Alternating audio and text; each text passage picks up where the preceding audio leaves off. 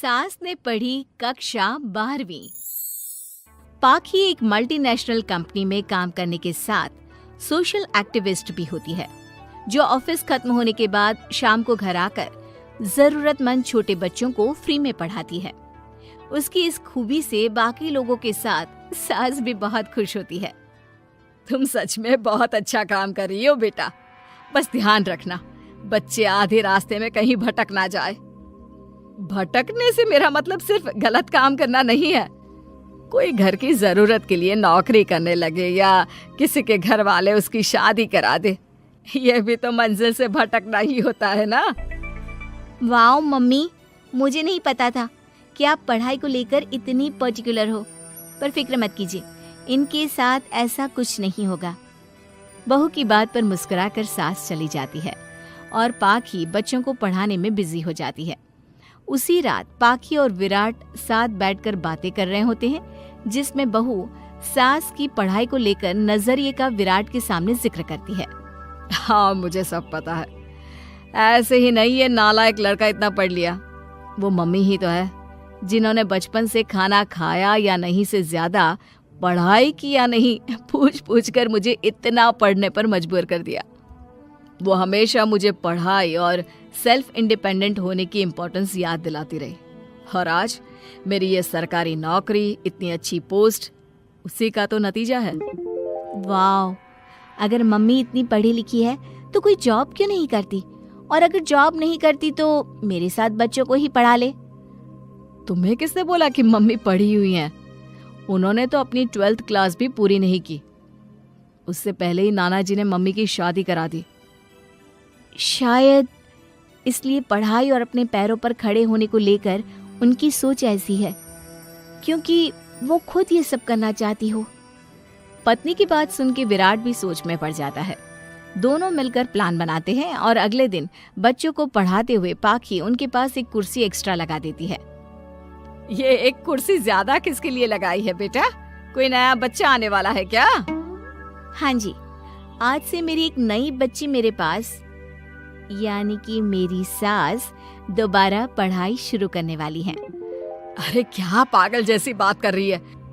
भला ये भी मेरी कोई उम्र है बच्चों के बीच बैठकर पढ़ने की? तू बस ना इनके भविष्य पर ध्यान दे, मुझ पर नहीं। मम्मी, सीखने की कोई उम्र नहीं होती, बस इच्छा होती है, और मुझे पता है कि आपके अंदर वो इच्छा आज भी जिंदा है। अरे तू बस अपने काम और इन बच्चों पर ध्यान दे। यहाँ बस सबको बोलने से मतलब है, किसी को नहीं सोचना। अगर बात बाहर निकली तो समाज क्या सोचेगा और परिवार का कितना नाम बदनाम होगा। मम्मी, आपने पापा और इस परिवार के बारे में बहुत सोच लिया। सबकी खुशियों के लिए अपने सपने बहुत कुर्बान कर दिए। अब ये वक्त अपने पर ध्यान देने का है। और जिस समाज की आप बात कर रही हो ना, उसकी तो आदत है हर कामयाब होते इंसान पर पत्थर मारने की। बेटी को भी बहू का साथ देते देख सास गुस्से में अपना सर पकड़कर बड़बड़ाते हुए वहां से चली जाती है। ये स्टूडेंट थोड़ी जिद्दी है, पर इन्हें मैंने 12th क्लास पास नहीं कराई तो मैं भी अपनी सास की बहू नहीं। ये देखने में तो मजा ही आ जाएगा। इसी के साथ पति पत्नी मिलकर सास को पढ़ाने के मिशन पर लग जाते हैं, लेकिन सास उनकी हर कोशिश को नाकाम कर देती है। एक शाम विराट अपनी मम्मी के लिए 12th क्लास की बुक्स लेकर आता है, जिन्हें देखकर इस बार सास का गुस्सा उन दोनों पर मानो फूट ही पड़ता है। अरे तुम दोनों का दिमाग खराब हो गया है क्या, जो ये बेवजह की जिद पकड़े बैठ गए हो? मैंने एक बार बोल दिया ना, मुझे कोई पढ़ाई नहीं करनी। इसके बाद मेरी पढ़ाई को लेकर मुझे घर में कोई जिक्र नहीं चाहिए। पोता पोती पकड़ने की उम्र में किताबें पकड़ूंगी तो अच्छी लगूंगी क्या? अरे परिवार का मजाक बन जाएगा। मम्मी, पोते पोती आप पढ़ने के बाद भी तो खिला सकती हो। और रही मजाक बनाने वाले लोगों की बात, तो उनके पास खुद का कोई सपना होता नहीं, इसलिए दूसरों की उड़ान रोकने की कोशिश करते रहते हैं। बस एक बार माँ, आप कोशिश तो करो। अगर अच्छा नहीं लगा तो हम दोबारा कभी नहीं बोलेंगे। बेटी की बात सुनकर माँ सोच में पड़ जाती है और ये सोचती है कि थोड़े दिन पढ़ लेती हूँ और उसके बाद पढ़ने में अच्छा नहीं लग रहा ये बोलकर मना कर दूंगी। ऐसी प्लानिंग बनाकर वो पढ़ने के लिए तैयार हो जाती है। मौके का फायदा उठाकर तुरंत वे लोग सास का ओपन से 12th में एडमिशन करा देते हैं। मम्मी, आज से आपकी सारी जिम्मेदारी मेरी। अब तो आपका नाम टॉपर के लिस्ट में आने से कोई नहीं रोक सकता। ये मेरे सीधे बच्चे, इन्हें अंदाजा भी नहीं कि माँ का प्लान क्या है। पाखी सास को पढ़ाना शुरू करती है।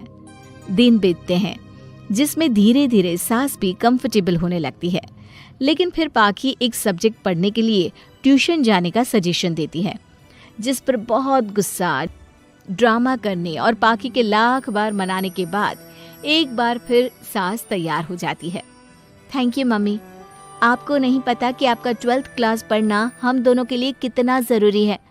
अब ये सिर्फ आपका नहीं, हमारा सपना भी बन गया है। बहू की बात सुनकर सास अपने प्लान को लेकर सोच में पड़ जाती है। अगले दिन पाखी सास के साथ उन्हें ट्यूशन छोड़ने जा रही होती है, जहाँ रास्ते में पड़ोस की कुछ औरतें बैठी मिलती हैं।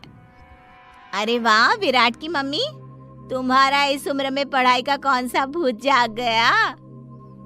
बहू को बोलो कि पोता पोती दे दे और बच्चों के साथ खेलो।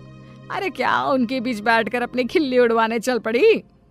आंटी जी, जब सरकार या भगवान ने सीखने की कोई उम्र नहीं रखी तो आपको क्या दिक्कत है? अरे देखो तो जरा, बहू की जुबान कैसे कैंची जैसी चल रही है। अब सास घर संभालने की जगह इन सब चीजों पर ध्यान रखेगी तो बहू के तो ये हाल होने ही है ना। देखा बहू, इसलिए बोलती थी, अरे खाली दिमाग वालों से बहस नहीं करनी चाहिए, क्योंकि वो जब भी मुंह खोलेंगे गू ही बोलेंगे। उदाहरण तो तुमने अभी देख लिया। वैसे बहन, मैं तो अपना सपना पूरा कर लूंगी, लेकिन क्या यहाँ बैठकर पंचायत करने के अलावा तुम लोगों का कोई दूसरा सपना भी है? सारी औरतें चुप हो जाती हैं और सास बहू चले जाते हैं। अब सास के अंदर पढ़ने की इच्छा जाग उठती है और वो अपना प्लान छोड़ मन लगाकर पढ़ाई करना शुरू कर देती है। देखते ही देखते 1 साल बीतता है और बोर्ड एग्जाम शुरू हो जाते हैं। मम्मी, एग्जाम के लिए जाने से पहले जल्दी से ये दही शक्कर खा लो। अरे चल पागल, ये सब बच्चों के लिए होता है। अभी आप भी हमारे लिए स्कूल में एग्जाम देने वाली बच्ची ही तो हो। बच्चों का प्यार देखकर सासू माँ खुश हो जाती है और दही शक्कर खाकर विराट के साथ घर से निकल जाती है, जो मम्मी को एग्जाम सेंटर पर छोड़ ऑफिस चला जाता है। इसी तरह समय बीतता है और एग्जाम खत्म होने के बाद देखते ही देखते रिजल्ट भी आ जाता है। मेरी टॉपर माँ, तुमने तो तहलका मचा दिया। हर तरफ तुम्हारे ही चर्चे हैं। घर वाले ये खुशी मना रहे होते हैं कि वही औरतें उनके घर आती हैं। अरे पंचायत की टोली, आज मेरे घर कैसे? बस तुम्हें सॉरी और थैंक यू बोलने आए हैं। उस दिन तुम्हारी बातों और आज तुम्हारे काम ने हमें ये सिखाया कि सपने पूरे करने की कोई उम्र नहीं होती। इसलिए अब हम भी शादी, परिवार, बच्चे और न जाने कितनी वजहों से अधूरे छूटे सपनों को पूरा करेंगे बहन जी।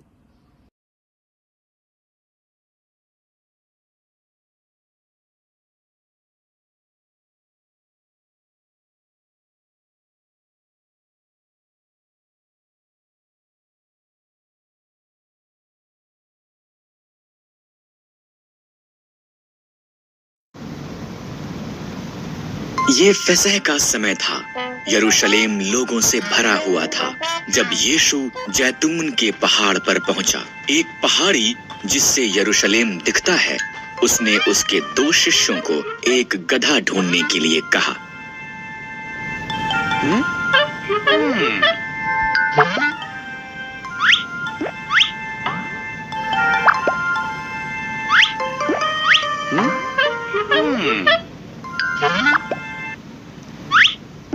उन्होंने गधा ढूंढा और उस पर अपने कपड़े डाले। यीशु ने बाइबल की उस आयत को पूरा करते गधे पर सवारी की जो ये कहती है, हे यरूशलेम, देख तेरा राजा गधे पर बैठा आता है।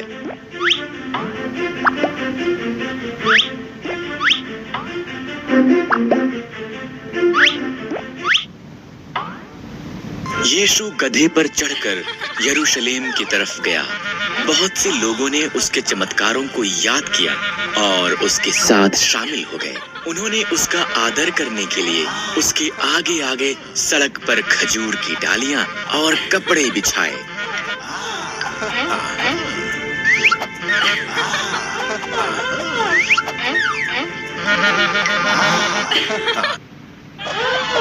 उन्होंने आशा की कि यीशु परमेश्वर का वादा किया उद्धार करता है, इसलिए उन्होंने पुकार कर कहा, होशाना, धन्य है वो जो प्रभु के नाम से आता है, धन्य है इज़राइल का राजा।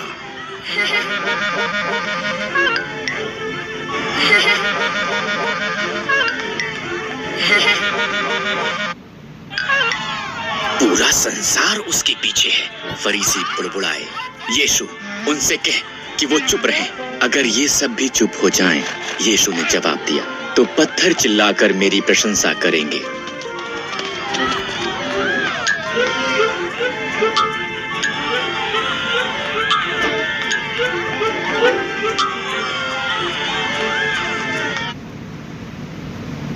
मैं था, यरूशलेम लोगों से भरा हुआ था।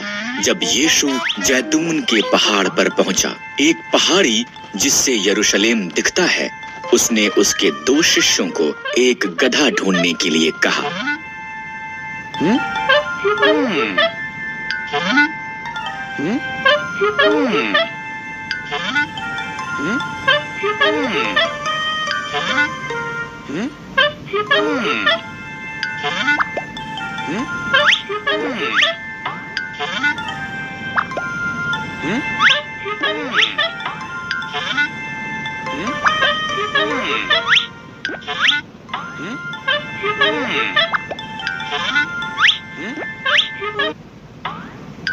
उन्होंने गधा ढूंढा और उस पर अपने कपड़े डाले। यीशु ने बाइबल की उस आयत को पूरा करते गधे पर सवारी की जो ये कहती है, हे यरूशलेम, देख तेरा राजा गधे पर बैठा आता है।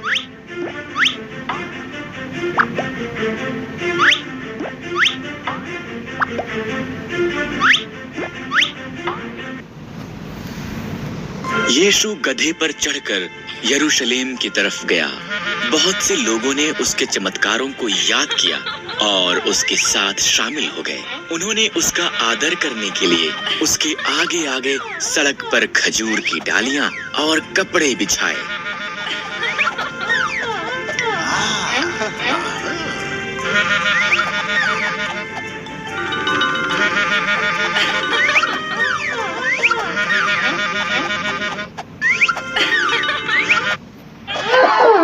उन्होंने आशा की कि यीशु परमेश्वर का वादा किया उद्धार करता है, इसलिए उन्होंने पुकार कर कहा, होशाना, धन्य है वो जो प्रभु के नाम से आता है, धन्य है इज़राइल का राजा।